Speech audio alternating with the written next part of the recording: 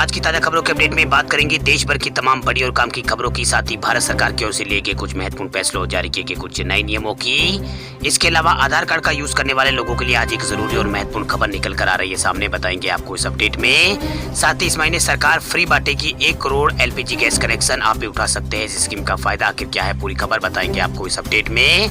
साथ ही अब बिना परीक्षा दिए अगली कक्षा में प्रमोट होंगे कॉलेज के छात्र, इस राज्य की सरकार ने लिया ये बड़ा फैसला। आखिर क्या है पूरी खबर बताएंगे आपको इस अपडेट में। साथ ही यहाँ पर रेल यात्रियों को मिल सकती है बड़ी सौगात, अब RT-PCR की नेगेटिव रिपोर्ट का झंझट होगा खत्म। क्या है पूरी खबर बताएंगे आपको इस अपडेट में। साथ ही यहाँ पर राशन कार्ड धारकों के लिए आज एक जरूरी और महत्वपूर्ण खबर निकल कर आ रही है, सामने बताएंगे आपको इस अपडेट में। साथ ही बैंक खाता धारकों के लिए भी आज एक जरूरी और महत्वपूर्ण खबर है, आप बताएंगे आपको आगे इस अपडेट में। साथ ही यहाँ पर लाखों सरकारी कर्मचारियों की सैलरी को लेकर भी एक बड़ी खबर निकल कर आ रही है सामने, सरकार ने किया है बड़ा ऐलान। आखिर क्या है पूरी खबर बताएंगे आपको इस अपडेट में। साथ ही यहाँ पर बेरोजगार युवाओं के लिए भी आज एक महत्वपूर्ण और बड़ी खबर निकल कर आ रही है सामने, बताएंगे आपको इस अपडेट में। साथ ही कोरोना कर्फ्यू और लॉकडाउन से जुड़ी कुछ महत्वपूर्ण बड़ी खबरें निकल कर आ रही है सामने, बताएंगे एक एक करके इस अपडेट में। साथ ही आज की तमाम बड़ी और काम की खबरों की बात करेंगे इस अपडेट में। बात करते हैं आज की पहली बड़ी खबर की, तो लाखों सरकारी कर्मचारियों की सैलरी को लेकर आई है बड़ी खबर, सरकार ने किया है ये बड़ा ऐलान। कोरोना की दूसरी लहर के बीच केंद्र सरकार ने बहुत बड़ा फैसला किया है। सरकार ने निर्णय लिया है कि केंद्र सरकार के अलग अलग मंत्रालयों में ठेके पर काम करने वाले कर्मचारियों को पूरी सैलरी दी जाएगी। सैलरी देने में ये नहीं देखा जाएगा कि लॉकडाउन में कितने दिनों तक काम हुआ है या कर्मचारी ऑफिस आए हैं या नहीं। ये पूरी सैलरी 1 अप्रैल से 30 जून तक यहाँ पर जोड़कर दी जाएगी। वही लॉकडाउन के चलते ठेके के कर्मचारियों को घर पर रहना पड़ा है, ऐसे लोगों की हाजिरी यहाँ पर नहीं बन पाई है, लेकिन सरकार उन्हें पूरी सैलरी यहाँ पर देगी। वही केंद्र सरकार ने एक ऑर्डर यहाँ पर दिया है। एक ऑर्डर के मुताबिक कोरोना की दूसरी लहर के दौरान जो कर्मचारी लॉकडाउन के दरमियान घर पर रहे हैं, काम पर नहीं आ सके हैं, या सरकार उन्हें ऑन ड्यूटी यहाँ पर मानकर चलेगी और सरकार की तरफ से इसका निर्देश सभी मंत्रालय को यहाँ पर जारी कर दिया गया। चलिए बात करते हैं अगली खबर की, तो इसी महीने सरकार फ्री बांटेगी 1 करोड़ गैस कनेक्शन, आप भी उठा सकते हैं इस स्कीम का फायदा। 1 फरवरी को बजट पेश करते हुए केंद्रीय वित्त मंत्री निर्मला सीतारमण ने कहा था कि प्रधानमंत्री उज्ज्वला योजना के तहत 1 करोड़ और नए गैस कनेक्शन पूरे देश में बांटे जाएंगे। जानकारी के अनुसार ministry of petroleum and natural gas ने अगले चरण के लिए रूपरेखा यहाँ पर तैयार कर ली है। माना जा रहा है कि इसी महीने से अमल में लाया जाएगा। वही प्रधानमंत्री उज्ज्वला स्कीम के तहत गरीबी रेखा से नीचे आने वाले परिवारों को मुफ्त रसोई गैस कनेक्शन बांटा जाता है। मीडिया रिपोर्ट के मुताबिक 31 जनवरी 2021 तक इस स्कीम के तहत 83 मिलियन या करीब 8 करोड़ 30 लाख के आसपास LPG गैस कनेक्शन बांटे गए हैं। बजट की घोषणा के तहत चालू वित्त वर्ष में उन राज्यों और क्षेत्रों को नए कनेक्शन बांटे जाएंगे जिनमें इस योजना की पहुंच बहुत कम है। वही उज्ज्वला स्कीम के लाभार्थियों की लिस्ट सरकार के लिए भी महत्वपूर्ण होती है, क्योंकि इसी को आधार मानकर सरकार कई तरह की योजनाएं लाभार्थियों को द्वारा यहाँ पर पहुंचाती है। वही कोरोना लॉकडाउन में सरकार ने प्रधानमंत्री गरीब कल्याण पैकेज के तहत स्कीम के तहत यहाँ पर अगले साल 3 गैस कनेक्टर यहाँ पर फ्री बांटे थे, सरकार की ओर से बांटे थे। वही प्रधानमंत्री उज्ज्वला योजना की शुरुआत 1 मई 2016 को हुई थी। आपको बता दें कि उज्ज्वला योजना के तहत अब आप अगर गैस कनेक्शन लेते हैं तो लागत स्टोव के साथ आपको 3200 रुपये टोटल इसकी होती है। उसमें आपको 1600 रुपये की सब्सिडी सीधे तौर पर सरकार की ओर से दी जाती है और बाकी 1600 रुपये की रकम तेल कंपनियां देती है, लेकिन ग्राहकों को EMI के रूप में ये 1600 रुपये की राशि कंपनियों को चुकानी होती है। चलिए बात करते हैं अगली खबर की, तो रेल यात्रियों को मिल सकती है बड़ी खुशखबरी, RT-PCR की नेगेटिव रिपोर्ट की झंझट होगी खत्म। रेल यात्रियों के लिए काम की खबर निकल कर सामने आ रही है। अगर आप भी रेल यात्रा की योजना बना रहे हैं तो हो सकता है आपको किसी RT-PCR की नेगेटिव रिपोर्ट की जरूरत ना पड़े, क्योंकि अगर आपने कोरोना वैक्सीन अगर ले ली है तो आपका सर्टिफिकेट ही इसके लिए काफी होगा। रेल मंत्रालय एक ऐसा ही यहाँ पर प्रस्ताव पर विचार कर रहा है जिसे इस महीने मंजूरी मिल सकती है। कोरोना वैक्सीन की डोज लेने वालों को ट्रेन के सफर के दौरान RT-PCR की नेगेटिव रिपोर्ट की झंझट से छुटकारा मिल सकता है। वैक्सीन लेने के बाद आप अपना सर्टिफिकेट आरोग्य सेतु ऐप पर वेरीफाई कर सकते हैं। ये सुविधा केवल आरोग्य सेतु ऐप पर कुछ दिन पहले ही यहाँ पर शुरू की गई थी। बेशर्त आरोग्य सेतु ऐप का मोबाइल नंबर और आपका जो आप कोरोना वैक्सीन लगाए हो उसका जो मोबाइल नंबर है, वेरीफाइड नंबर है, वो एक होना चाहिए। अगर आपने यहाँ पर वैक्सीन की पहली डोज ले ली है तो आरोग्य सेतु ऐप पर आपको आंशिक वैक्सीनेटेड दिखाया जाएगा और दोनों वैक्सीन अगर आपने लगा दी है, लगवा रखी है, तो आपको फुल वैक्सीनेट यहाँ पर दिखाया जाएगा। वही आरोग्य सेतु ऐप पर वैक्सीनेशन का ये अपडेट अपने आप ही यहाँ पर एक प्रमाण पत्र होगा। आप ट्रेनों में बिना किसी रोक टोक के सफर कर सकेंगे। रेलवे आपसे किसी भी और डॉक्यूमेंट की जरूरत नहीं, मतलब कोई भी कागज आपसे टेस्ट वगैरह रिपोर्ट की मांग नहीं करेगा। हालांकि ये सिर्फ सुझाव है, कई राज्यों ने रेल मंत्रालय को ऐसा यहाँ पर सुझाव दिया है। इन सुझावों पर अभी रेल मंत्रालय अंतिम फैसला लेगा। चलिए बात करते हैं अगली खबर की। तो उत्तराखंड सरकार का बड़ा फैसला निकलकर सामने आ रहा है। कोरोना काल में अनाथ बच्चों को हर महीने सरकार देगी 3000 रुपए। उत्तराखंड सरकार ने बुधवार को कैबिनेट बैठक में 14 विषयों पर चर्चा की। वही बैठक की अध्यक्षता मुख्यमंत्री तीरथ सिंह रावत ने की। वही कोरोना काल में अनाथ हुए बच्चों पर इस बैठक में यहाँ पर फैसला लिया गया है। वही मुख्यमंत्री वात्सल्य योजना के तहत सरकार ने एक बड़ा फैसला यहाँ पर लिया है। बच्चों को मार्च 2020 और 2021 में जिन बच्चों ने अपने माता पिता को खो दिया है या फिर माँ बाप में किसी एक की मृत्यु हो गई है, ऐसे बच्चों की शिक्षा और पैतृक संपत्ति की सुरक्षा और उनके यहाँ पर सर्वधन के लिए 3000 रुपये प्रति माह सरकार की ओर से यहाँ पर दिए जाएंगे। इन बच्चों को निःशुल्क शिक्षा के अलावा व्यावसायिक शिक्षा में आरक्षण यहाँ पर दिया जाएगा। वही मंत्रिमंडल ने शिल्पकार सम्मानित योजना को 5 साल के लिए आगे यहाँ पर बढ़ा दिया है। चलिए बात करते हैं अगली खबर की। तो एक्सिस बैंक के ग्राहकों के लिए बड़ी खबर। अब SMS सर्विस के लिए चुकाने होंगे इतने रुपए। निजी क्षेत्र के पॉपुलर एक्सिस बैंक ने बचत बैंक खाताधारकों के लिए विभिन्न सेवा शुल्क में पिछले महीने बढ़ोतरी यहाँ पर की थी। अब बैंक SMS सर्विस पर शुल्क बढ़ाने वाला है। ऐसे में ग्राहकों को ज्यादा जेब ढीली करनी पड़ सकती है।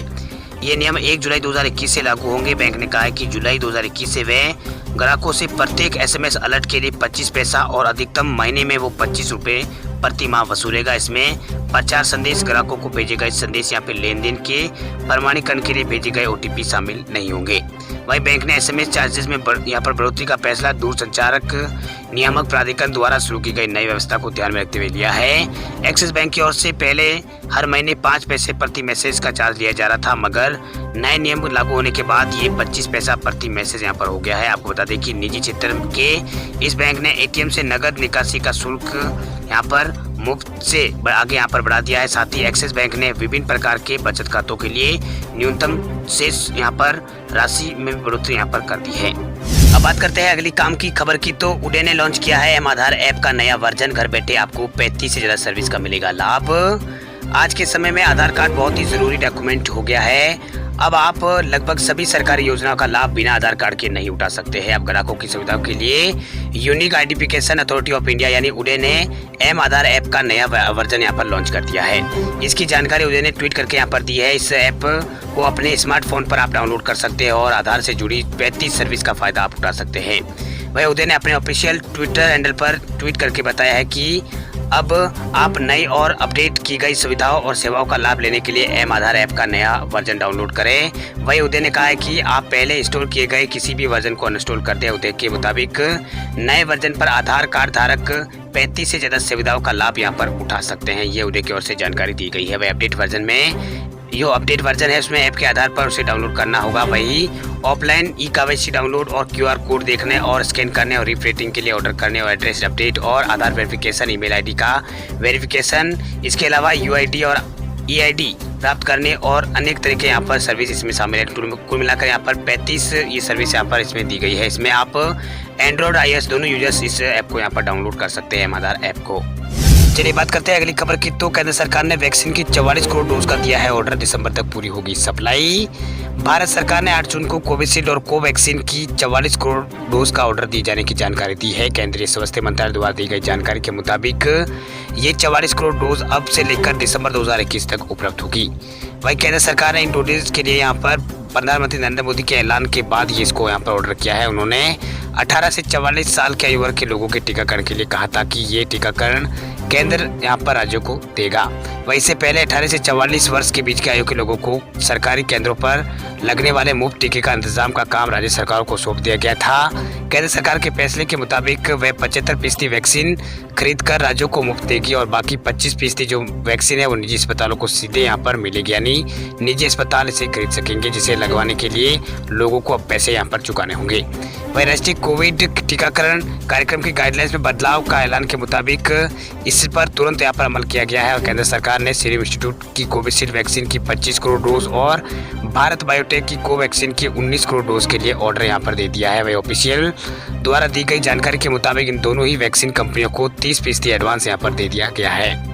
चलिए बात करते हैं अगली खबर की। तो उत्तर प्रदेश सरकार का बड़ा फैसला, बिना परीक्षा दिए ही अगली कक्षा में प्रमोट होंगे कॉलेज के छात्र।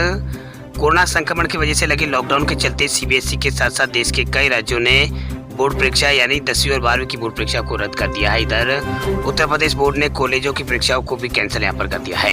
उत्तर प्रदेश सरकार ने 8 जून को यानी मंगलवार को विश्वविद्यालय और कॉलेज की परीक्षाओं को रद्द करने की घोषणा कर दी है। योगी सरकार के इस फैसले के बाद अब 41 लाख छात्र छात्राएं बिना परीक्षा के ही अगली कक्षा में प्रमोट किए जाएंगे उत्तर प्रदेश के अंदर। यूपी सरकार की तरफ से इसे लेकर दिशा निर्देश यहाँ पर जारी किए जा चुके हैं। विश्वविद्यालयों और कॉलेजों की परीक्षाएं रद्द करने की घोषणा करते हुए राज्य के उप मुख्यमंत्री दिनेश शर्मा ने कहा है कि इस बार राज्य के ग्रेजुएशन और पोस्ट ग्रेजुएशन के फर्स्ट ईयर के छात्रों को बिना परीक्षा और सेकेंड ईयर को यहाँ पर बिना परीक्षा के सेकेंड ईयर में प्रमोट कर दिया जाए। इस दौरान उन्होंने बताया कि जो छात्र फाइनल ईयर में है उन्हें परीक्षा देनी होगी। उन्होंने उम्मीद जताई है कि फाइनल ईयर के छात्रों को ये परीक्षा जो है वो अगस्त महीने तक आयोजित यहाँ पर की जा सकती है। मतलब अगस्त महीने तक इसको आयोजित कराई जाएगी। वही विश्वविद्यालय और कॉलेजों की परीक्षाएं रद्द किए जाने को लेकर राज्य सरकार की तरफ से जो गाइडलाइन जारी की गई है उसमें कहा गया है कि फर्स्ट ईयर के अंकों को सेकेंड ईयर की परीक्षाओं के आधार पर ही तैयार यहाँ पर किया जाएगा। चलिए बात कर लेते हैं कोरोना कर्फ्यू और लॉकडाउन से जुड़ी कुछ महत्वपूर्ण खबरों की। तो तेलंगाना सरकार ने 19 जून तक बढ़ा दिया है लॉकडाउन। प्रतिबंधों में दी है सरकार ने कुछ डील। मुख्यमंत्री के चंद्रशेखर राव के नेतृत्व वाली तेलंगाना सरकार ने राज्य में 19 जून तक के लिए लॉकडाउन को आगे बढ़ा दिया है। ये फैसला कोरोना संक्रमितों की बढ़ती संख्या को ध्यान में रखते हुए यहाँ पर लिया गया है। राज्य के कुछ जिलों में प्रतिबंध आज यहाँ पर हटा दिए जाएंगे। इसके अलावा लॉकडाउन के समय में यहाँ पर कुछ छूट भी सरकार की ओर से दी गई है। वहीं तेलंगाना सरकार ने कुछ जिलों में कोविड-19 के मामलों की बढ़ती संख्या को ध्यान में रखते हुए जो लॉकडाउन है उसका विस्तार करने का फैसला यहाँ पर लिया है। कुछ जिलों में मामले लगातार बढ़ रहे हैं। वहीं उपरोक्त क्षेत्र में कोविड-19 प्रसार जो नियंत्रण से बाहर है, इसलिए मुख्यमंत्री ने निर्णय लिया है कि लॉकडाउन को बढ़ाया जाए। तेलंगाना में कोविड-19 लॉकडाउन है उसको यहाँ पर 19 जून तक बढ़ा दिया गया है। लोगों को कुछ छूट देने के लिए समय में बदलाव सरकार की ओर से किया गया है। वहीं राज्य मंत्रिमंडल की बैठक के दौरान कहा गया है कि तेलंगाना में कोविड-19 प्रतिबंधों में हर दिन सुबह 6 बजे से शाम 5 बजे के बीच डील यहाँ पर दी जाएगी। इससे पहले छूट का जो समय था वो शाम यहाँ पर सुबह 6 से दोपहर 1 बजे के बीच था। इसी प्रकार राज्य सरकार ने अपने नए दिशा निर्देश है उसमें छूट का समय को 4 घंटे और आगे यहाँ पर बढ़ा दिया है। चलिए बात करते हैं अगली खबर की। तो बिहार सरकार का बड़ा फैसला, कोरोना से मरने वालों के परिजनों को मिलेंगे 4-4 लाख रुपए। बिहार मंत्रिमंडल ने राज्य में कोरोना से होने वाली मौतों के मद्देनजर बड़ा फैसला यहां पर लिया है। बिहार मंत्रिमंडल ने कोरोना से जिसकी मृत्यु हुई उनके परिजनों को 4-4 लाख रुपए की अनुग्रह राशि देने का यहां पर फैसला किया है। आपको बता दें कि बिहार में कोरोना की रफ्तार कम होते ही सरकार ने अनलॉक का भी ऐलान कर दिया है। मुख्यमंत्री नीतीश कुमार ने क्राइसिस मैनेजमेंट की ग्रुप की जो बैठक थी उसके बाद लॉकडाउन को खत्म करने की घोषणा की है। बिहार में कोरोना के बढ़ते केसों को देखते हुए 5 मई से लॉकडाउन लागू है। आपदा प्रबंधन समूह की बैठक के बाद सीएम नीतीश कुमार ने ऐलान करते हुए कहा कि लॉकडाउन से कोरोना संक्रमण में कमी आई है, अतः लॉकडाउन खत्म करते हुए शाम 7 बजे से सुबह 5 बजे तक बिहार के अंदर नाइट कर्फ्यू जारी रहेगा। वहीं उन्होंने आगे कहा है कि 50% उपस्थिति के साथ सरकारी और निजी कार्यालय खुल सकेंगे 4 बजे तक। वहीं दुकानें खुलने की जो अवधि है वो 5 बजे तक यहाँ पर रहेगी। वहीं ऑनलाइन शिक्षण कार्य चालू रहेंगे। निजी वाहन चलने की अनुमति बिहार के अंदर रहेगी। वहीं यह व्यवस्था अगले 1 हफ्ते तक बिहार के अंदर जारी रहेगी। अभी भी भीड़ से बचने की आवश्यकता पर जोर यहाँ पर मुख्यमंत्री ने दिया है। अब बात कर लेते हैं आज के मौसम समाचारों की। तो मुंबई में मानसून की झमाझम बारिश हो गई है शुरू। मध्य प्रदेश और बिहार में प्री मानसून की लगातार बारिश है जारी। मुंबई में बारिश का इंतजार कर रहे लोगों के लिए राहत की खबर सामने आई है। देश की आर्थिक राजधानी मुंबई में मानसून पहुंच चुका है। कल सुबह से यहाँ पर बारिश जमकर हो रही है। वही बारिश के चलते कई इलाकों में जल जमाव की स्थिति बन गई है मुंबई के अंदर। वही भारतीय मौसम विभाग यानी IMD ने दक्षिणी पश्चिमी मानसून को मुंबई में यहाँ पर प्रवेश की दस्तक की यहाँ पर संभावना जताई थी। कल वो यहाँ पर पूरी हो चुकी है, यानी मुंबई में मानसून प्रवेश कर चुका है। वही दक्षिणी मौसम विभाग केंद्र के निदेशक ने बताया कि कल सुबह मुंबई शहर में बारिश हुई थी, लेकिन ये मानसून से पहले की बारिश थी।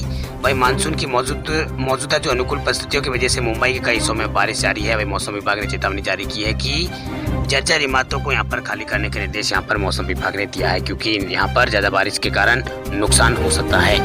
वही मध्य प्रदेश और बिहार के कई इलाकों में प्री मानसून की बारिश जारी है। मध्य प्रदेश की राजधानी भोपाल और इंदौर, शाजापुर, मंदसौर, देवास और सागर तथा जबलपुर में बारिश यहाँ पर लगातार हो रही है। इंदौर में पिछले 4-5 दिनों से लगातार बारिश हो रही है। वह बारिश के कारण शहर के निचले इलाकों में जल जमाव की स्थिति बनी हुई है। वहीं भोपाल में कल शाम से रुक रुक कर बारिश हो रही है। हालांकि मौसम विभाग ने कहा है कि अगले हफ्ते तक यहाँ मानसून पहुँच जाएगा। वहीं मौसम विभाग की माने तो बिहार में पश्चिमी जो प्री मानसून है उसकी बारिश यहाँ पर फिलहाल हो रही है, लेकिन 12 जून के बाद यहाँ पर मानसून बिहार के अंदर पहुँच जाएगा।